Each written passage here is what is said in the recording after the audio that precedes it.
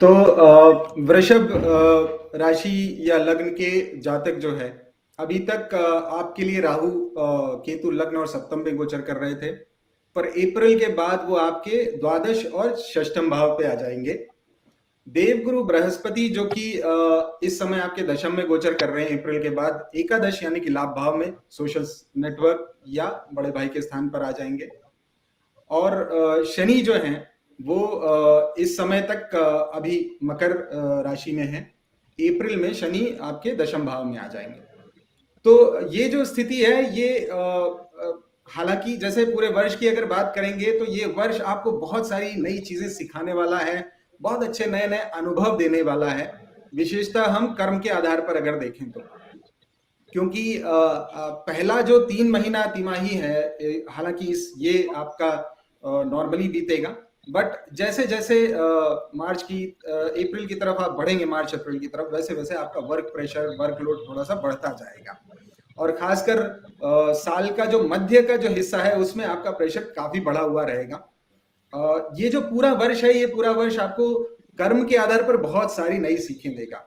और साल के आखिरी तक ये जितना भी मेहनत आप करेंगे आपके कार्य क्षेत्र में, ये सब आपको कुछ इंक्रीमेंट या प्रमोशन के आधार पर आपको लाभ देकर जाएगा। तो कार्य के लिए हालांकि इसको हम ये कह सकते हैं कि बहुत सारी नई चीजें सीखेंगे और सीख कर उनसे आपके करियर में ग्रोथ आएगी।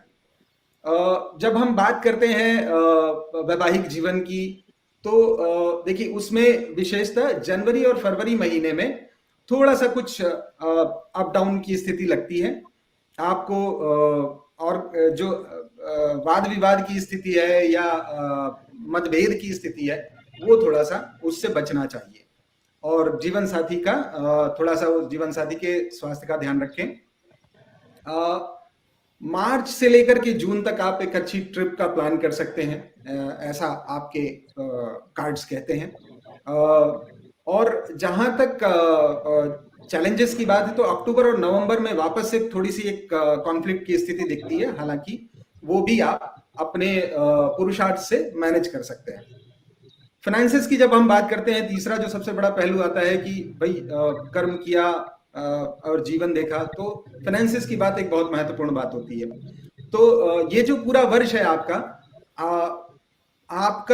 अभी तक का जो हालांकि वैसे भी आप लोगों का लग्जरी की तरफ थोड़ा सा ज्यादा ओरिएंटेशन रहता है, ये समय जो होगा, जो अप्रैल के बाद प्रारंभ होगा, इसमें लग्जरी पर आपका खर्चा थोड़ा सा बढ़ जाएगा।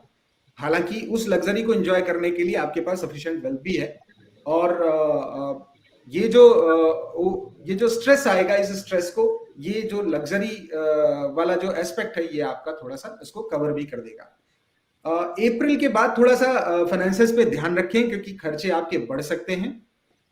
दूसरा, जो पुराने टाइम में आपने जो भी इन्वेस्टमेंट्स किए थे, खासकर रियल एस्टेट या इन सब चीजों में, स्थायी संपत्ति में, तो वो आपको इस समय फायदा देगा इस वर्ष में। स्वास्थ्य की बात करें तो पहला महीना और आखिरी महीना यानी कि जनवरी 2022 और दिसंबर 2022 में आपको थोड़ा सा सावधानी रखनी चाहिए। एजुकेशन या एडवांस स्टडीज की बात करेंगे तो एडवांस स्टडीज के लिए अच्छा समय है। आपको हालांकि स्टडीज में थोड़ा सा मेहनत करनी पड़ेगी, थोड़ा सा फोकस लाना पड़ेगा। अभी तो हमने अभी तक यहां तक जो स्थितियां बात कर ली, ये ओवरऑल सारी चीजें हो गई। अब बात करते हैं कि उपाय क्या करना चाहिए। तो आपको देवी कवच का पाठ करना चाहिए, अस्पताल या जरूरतमंदों को दवाएं या भोजन दान करें, और यदि संभव हो, आपका स्वास्थ्य परमिट करे, तो आप रक्तदान भी करें, वो बहुत अच्छा रहेगा।